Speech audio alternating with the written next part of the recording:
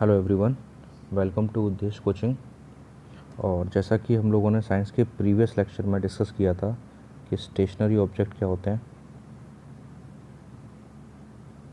है ना। प्लस हमने देखा था कि अगर कोई भी बॉडी मोशन में है तो किस तरीके से वो टाइम के रेस्पेक्ट में अपनी पोजीशन को चेंज कर रही थी। थर्ड हमने ये देखा था कि अगर कोई भी बॉडी मोशन में है तो ये कंफर्म है कि वो कोई ना कोई डिस्टेंस भी चलेगी। और फोर्थ हमने पढ़ा था डिस्प्लेसमेंट के बारे में।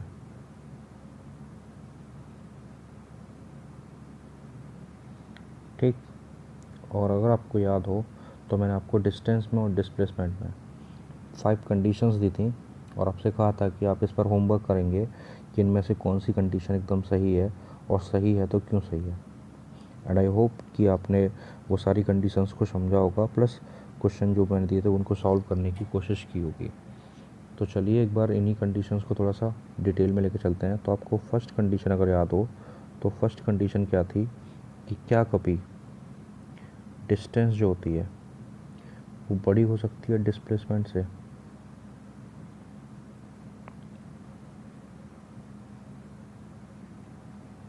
है ना, ये हमारी कंडीशन थी। क्या कभी ऐसा हो सकता है कि डिस्टेंस जो है वो डिस्प्लेसमेंट से बड़ी हो जाए। तो इस सिचुएशन को समझने के लिए आप एक एग्ज़ाम्पल समझिए। जैसे मैंने बोला ठीक कि टिल्लू है ना, टिल्लू। ये जो टिल्लू है ये पॉइंट ए पे खड़ा है और ये पॉइंट ए से पॉइंट बी पे गया,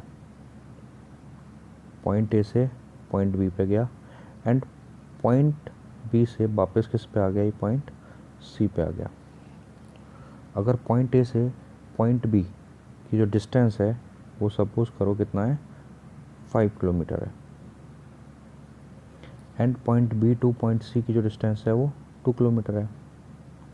तो अगर मैं आपसे पूछता हूँ इस केस में कि टोटल डिस्टेंस क्या होगी, अगर मैं टोटल डिस्टेंस की बात करता हूँ तो वो कितनी होगी, 5 + 2, क्योंकि स्केलर क्वांटिटी है ये। चाहे इस डायरेक्शन में जाइए आप, चाहे इस डायरेक्शन में जाइए, वो हमेशा क्या होनी है, प्लस होनी है। तो उस केस में 5 + 2 कितना हुआ, 7। तो डिस्टेंस कितना हुआ, 7।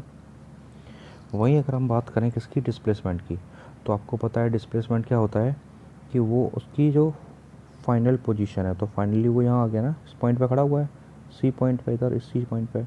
और इनिशियल पोजीशन क्या है उसकी, पॉइंट है। तो फाइनल पोजीशन और इनिशियल पोजीशन के जो बीच का गैप होता है ये आपका क्या होता है, डिस्प्लेसमेंट।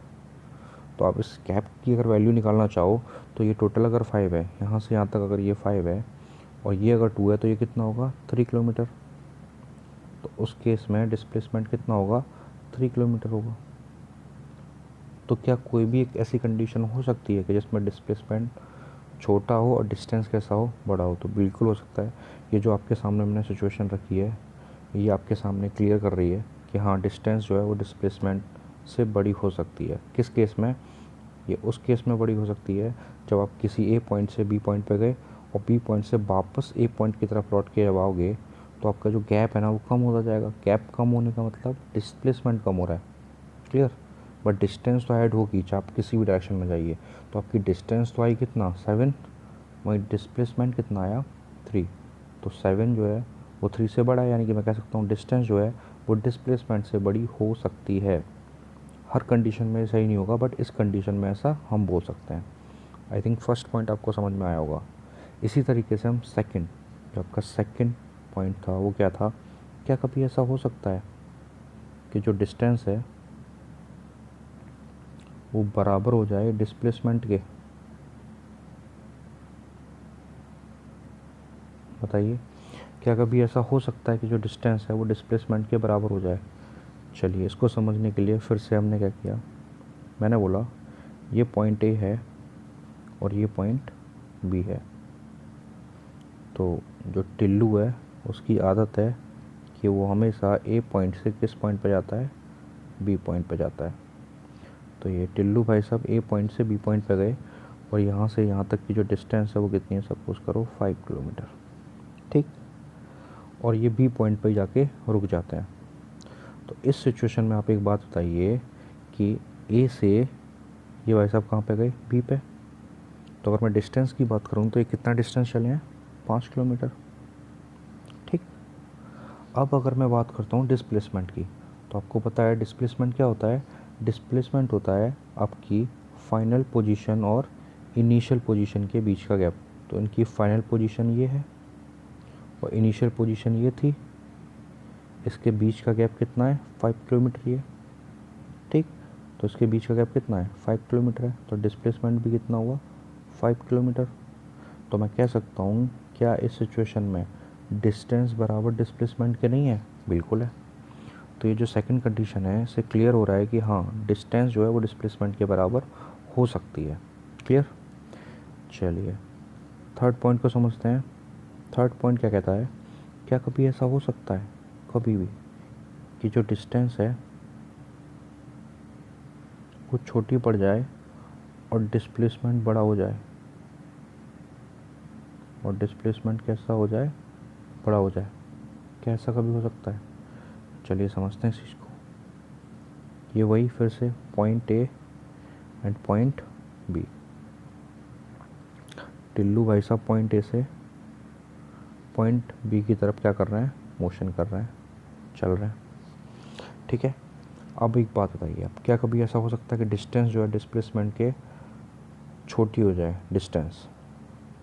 चलिए देख लेते हैं एक बार। आप कोई भी सिचुएशन सोचिए, आप अगर ए पॉइंट से चलना स्टार्ट करते हैं, ठीक, तो आप अगर यहाँ से चल के भी यहाँ आते हैं, इस पॉइंट पे भी अगर आते हैं, तो आपका इस पॉइंट पे भी डिस्टेंस और डिस्प्लेसमेंट बराबर हो सकता है, मैक्सिमम टू मैक्सिमम ये बराबर हो सकता है। आप ऐसा करते हो कि आप यहाँ से यहाँ गए और यहाँ से जाके बी पॉइंट से वापस लौट के आ रहे हो, तो आपकी डिस्टेंस तो ऐड हो रही है ना, ये तो ऐड ही होगी। हाँ, डिस्प्लेसमेंट आप कह सकते हो यहाँ से यहाँ तक ये कम होता जाएगा। जैसे ही आप वापस से उसी डायरेक्शन में लौट के आ रहे हो, ऐसे लौट के आ रहे हो, तो ये हो सकता है कि आपका डिस्प्लेसमेंट कम हो जाए, बट ऐसा कभी नहीं हो सकता कि आपका डिस्प्लेसमेंट जो है वो डिस्टेंस के से बड़ा हो जाए। समझिए इस चीज़ को मैं क्या कहना चाह रहा हूँ। मैं ये कहना चाह रहा हूँ कि कोई भी ऐसी सिचुएशन नहीं है जिसमें जो आपका डिस्प्लेसमेंट है ना, जो आपका डिस्प्लेसमेंट है वो बड़ा हो जाए किससे, डिस्टेंस से। ऐसा कभी नहीं हो सकता, कभी नहीं हो सकता ऐसा। मैक्सिमम टू मैक्सिमम ये हो सकता है कि जो आपका डिस्प्लेसमेंट है वो डिस्टेंस के बराबर हो सकता है और इससे छोटा हो सकता है, इससे छोटा हो सकता है, बट कभी भी इससे बड़ा नहीं हो सकता। क्लियर हुआ? तो थर्ड कंडीशन हमारी क्या हो रही है, फेल हो रही है। चलते हैं हम फोर्थ, जो आपकी फोर्थ कंडीशन है उस पर चलते हैं। क्या कभी ऐसा हो सकता है कि कोई बॉडी अगर मोशन में है तो उसकी डिस्टेंस ज़ीरो हो जाए? डिस्टेंस क्या हो जाए, ज़ीरो। क्या ये पॉसिबल है? तो एक बात बताइए, अगर कोई भी बॉडी मोशन में है, सपोज़ करो ये कार है, अगर ये मोशन में है ना, अगर ये मोशन में है मतलब ये अपनी पोजीशन चेंज कर रही है टाइम के रेस्पेक्ट में। अगर ये अपनी पोजीशन चेंज कर रही है टाइम के रेस्पेक्ट में, ठीक, तो अगर ये अपनी पोजीशन टाइम के रेस्पेक्ट में चेंज कर रही है, तो क्या कभी ऐसा हो सकता है इसकी डिस्टेंस ज़ीरो हो जाए? बिल्कुल नहीं हो सकता, क्योंकि अगर ये यहाँ से अगर यहाँ आई होगी तो कुछ ना कुछ तो डिस्टेंस चली होगी ना, चाहे एक्स डिस्टेंस चली होगी, 2 kilometre, 1 metre, 1 centimetre, 50 metre, 50 kilometre, कुछ तो चला होगा ना टाइम के रेस्पेक्ट में, क्योंकि ये मोशन में है। अगर कोई भी बॉडी मोशन में है तो ये कन्फर्म है कि वो कोई ना कोई पाथ की लेंथ तो कवर करेगी ना। अगर वो पाथ की लेंथ कवर कर रही है तो क्या कभी ऐसा हो सकता कि कोई बॉडी अगर मोशन में है तो उसकी डिस्टेंस ज़ीरो हो जाए? कभी नहीं हो सकता, है ना। तो जो कंडीशन फोर्थ है वो भी आपकी क्या है, रॉन्ग है। कभी भी डिस्टेंस ज़ीरो नहीं हो सकता। कब? जब बॉडी आपका किस में है, मोशन में है। ये चीज़ दिमाग में रखिएगा, ठीक है। नेक्स्ट पॉइंट नंबर 5, क्या कभी ऐसा हो सकता है कि अगर आपकी बॉडी किस में है, मोशन में, और आपका जो डिस्प्लेसमेंट है वो क्या हो जाए, जीरो? क्या ये पॉसिबल है? तो देख लेते हैं एक बार। ठीक, ये आपकी कार है, ठीक, तो ये कार ए पॉइंट से बी पॉइंट की तरफ चलना स्टार्ट करती है। तो ये कार ए पॉइंट से कहाँ पे गई, बी पॉइंट पे गई, और फिर वापस बी पॉइंट से यही कार जो है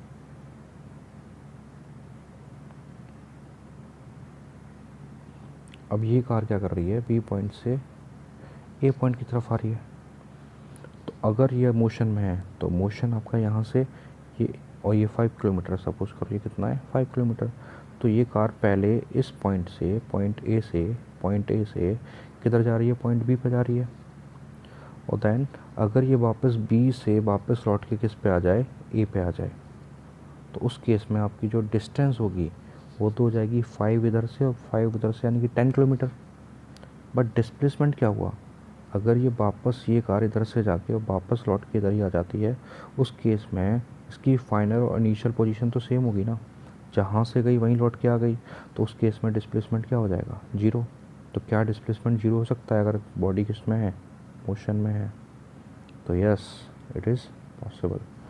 हाँ, ये पॉसिबल है कि डिस्प्लेसमेंट जीरो हो सकता है। ठीक, इसके एग्जांपल हमने कल भी देखे थे बहुत सारे, कि अगर आपने किसी गेंद को ऊपर उछाला 100 मीटर, तो ऑब्वियस है वो वापस नीचे आएगी ना, वापस नीचे आएगी, फिर से आपके हाथ में आ गई, तो टोटल डिस्प्लेसमेंट तो क्या हो गया, जीरो हो गया ना। टोटल डिस्प्लेसमेंट क्या हो गया, जीरो। बॉडी मोशन में भी है, देखो मोशन में भी है, तो उस केस में भी टोटल डिस्प्लेसमेंट क्या हुआ, जीरो, क्योंकि इनकी फाइनल और इनिशियल पोजीशन सेम है। इसके बीच का गैप क्या हो गया, जीरो हो गया। तो उस केस में डिस्प्लेसमेंट जीरो हो सकता है। ये चीज़ क्लियर होगी आपकी, ठीक है। चलिए, तो ये आपके पाँचों पॉइंट आपके क्लियर हो जाते हैं, इनको आप दिमाग में रखिएगा, ठीक। थोड़ा सा और आगे चलते हैं हम, जैसे बात कर लेते हैं हम। एक तो होता है आपका यूनिफॉर्म मोशन, और एक होता है नॉन यूनिफॉर्म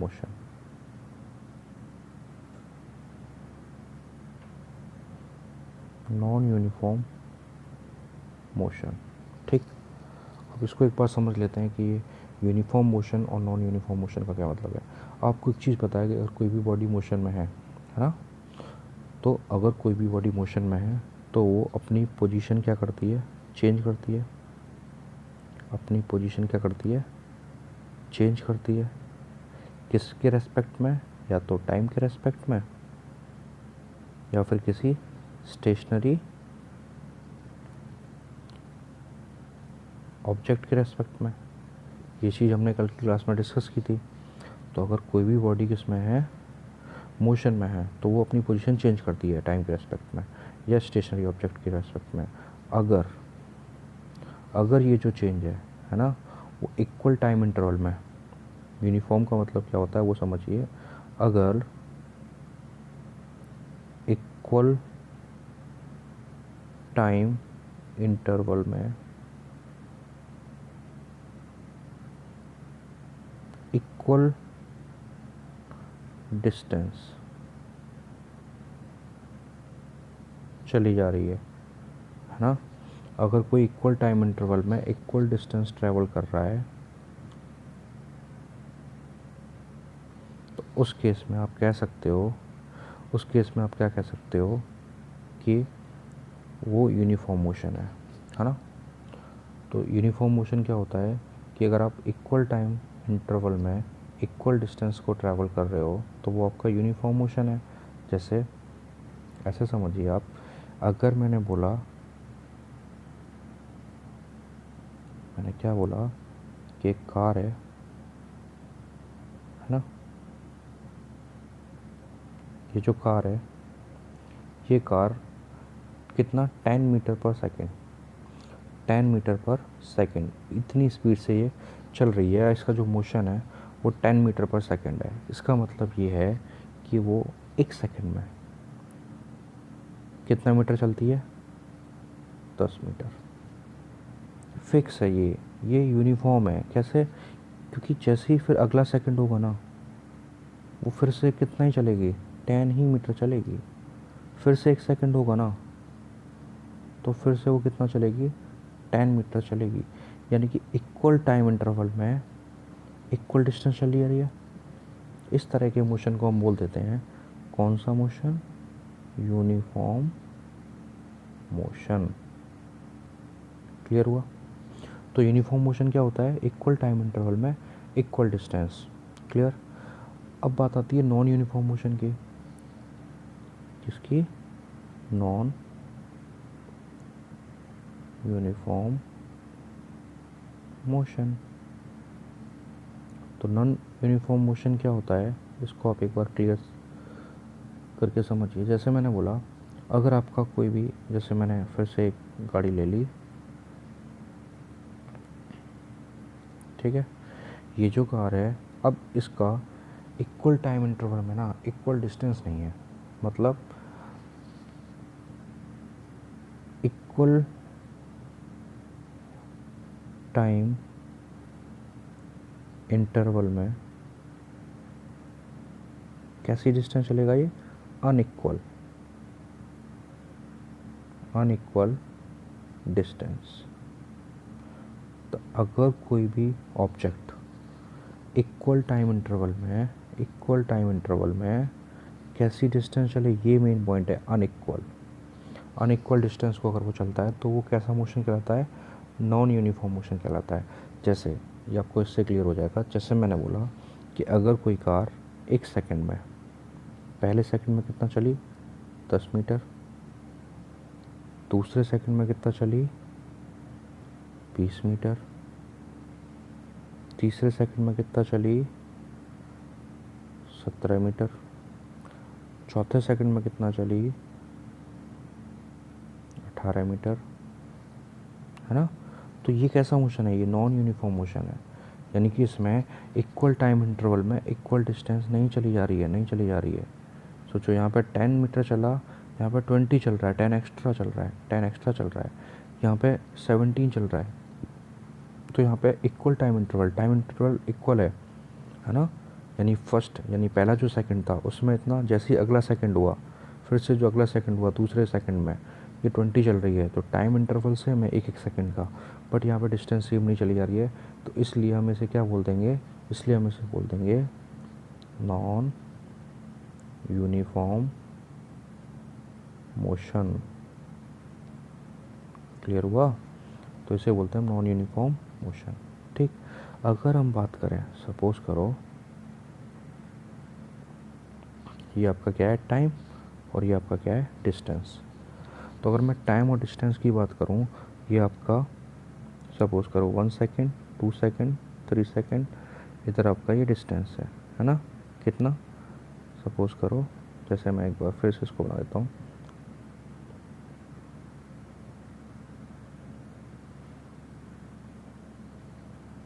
ये मैंने आपका ले लिया टाइम, और ये आपका मैंने ले लिया डिस्टेंस, है ना। ये आपका 1 सेकेंड, 2 सेकेंड, 3 सेकेंड, 4 सेकेंड, इधर आपका 10 मीटर, 20 मीटर, 30 मीटर। अगर मैं बात करूं कि एक सेकंड में 10 मीटर चला तो इस पॉइंट पे आया, फिर जैसे ही अगले सेकंड में वो फिर से 10 मीटर चल रहा है तो इस पॉइंट पे आ जाएगा, है ना। और फिर अगले तीसरे सेकंड में फिर से उसने 10 मीटर चला तो टोटल 30 हो जाएगा, 10 + 10 + 10 30। तो अगर मैं इसका ग्राफ ड्रॉ करता हूँ तो स्ट्रेट लाइन आएगा। तो अगर कोई मोशन कैसा है, यूनिफॉर्म है, कैसा है, यूनिफॉर्म मोशन,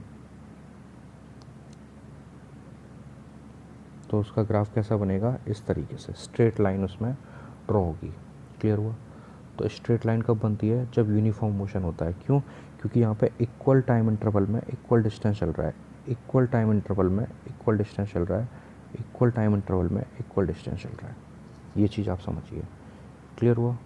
वहीं अगर नॉन यूनिफॉर्म मोशन की हम बात करते हैं, तो अगर नॉन यूनिफॉर्म मोशन की बात करेंगे तो सेम जो टाइम और डिस्टेंस का जो ग्राफ है वो स्ट्रेट लाइन ना बन के कैसा बनेगा, कर्व बनेगा। कैसा बनेगा, कर्व।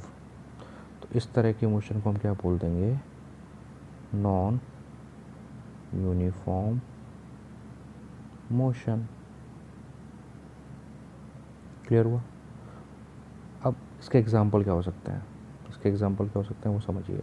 जैसे सपोज करो कोई गेंद है ना, वो ऊपर से नीचे की ओर गिर रही है, ठीक, इस तरीके से ऊपर से नीचे की ओर गिर रही है। तो आपको पता है कि जब ये इस पॉइंट से इस पॉइंट पे आ रही होगी तो इसकी स्पीड कैसी होगी, स्लो। जब वो इस पॉइंट से इस पॉइंट पे आई होगी तो इसकी स्पीड हल्की सी फास्ट हुई होगी। जब वो इस पॉइंट से इस पॉइंट पे आई होगी तो इसकी और ज़्यादा फास्ट हुई होगी, वेरी फास्ट। तो आप देख सकते हो क्या यहाँ पे मोशन सेम है? बिल्कुल नहीं है। तो अगर कोई बॉल फ्री फॉल कर रही है ना, क्या कर रही है? Free fall. तो अगर कोई बॉल फ्री फॉल कर रही है, उस केस में उसकी स्पीड जो होती है वो यूनिफॉर्म नहीं होती है। कैसी होती है? नॉन, उसकी स्पीड कैसी होती है? Non uniform motion.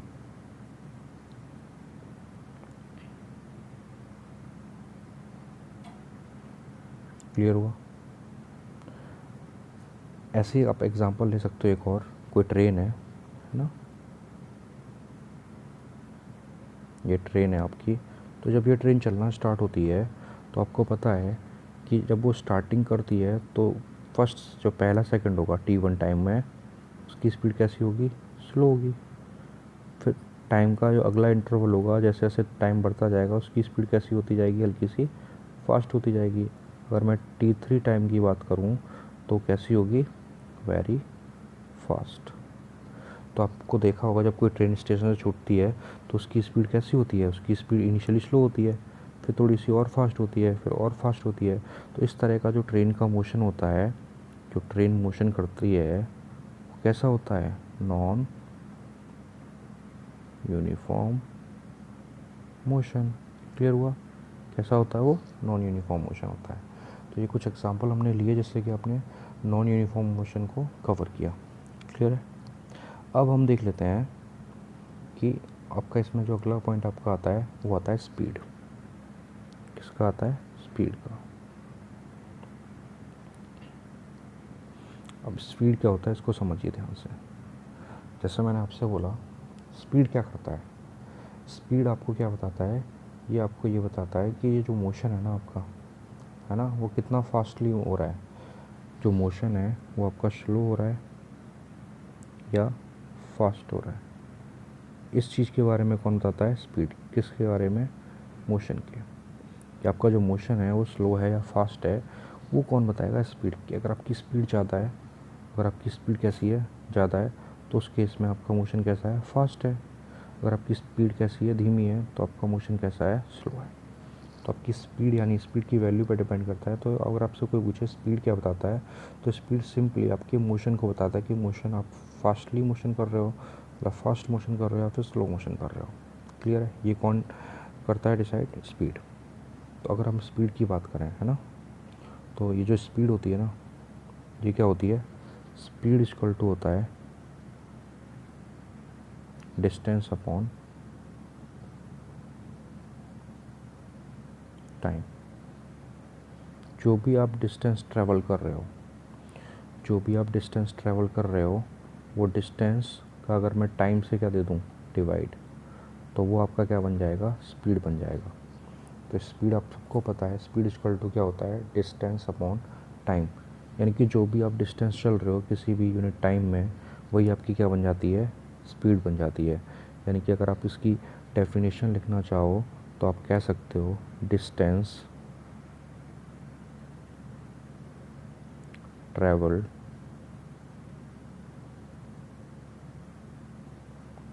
In unit time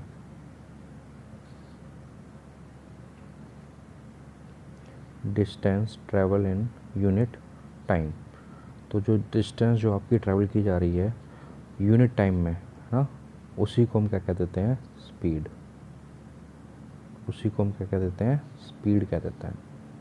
for example, अगर कोई ऑब्जेक्ट है ना, वो 5 सेकंड में 20 मीटर चलता है, तो ये इसकी स्पीड बिल्कुल नहीं हो सकती है क्योंकि ये 5 सेकंड में है।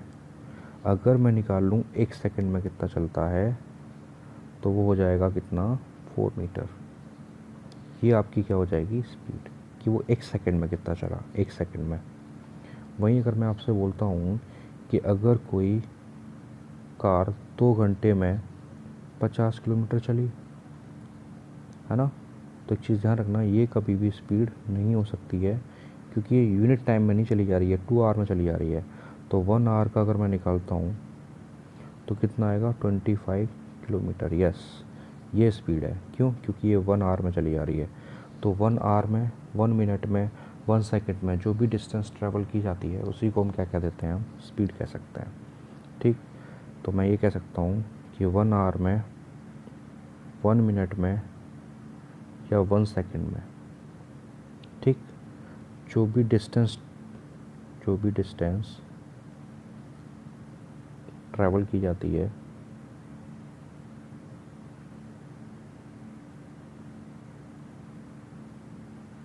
जो भी डिस्टेंस ट्रैवल की जाती है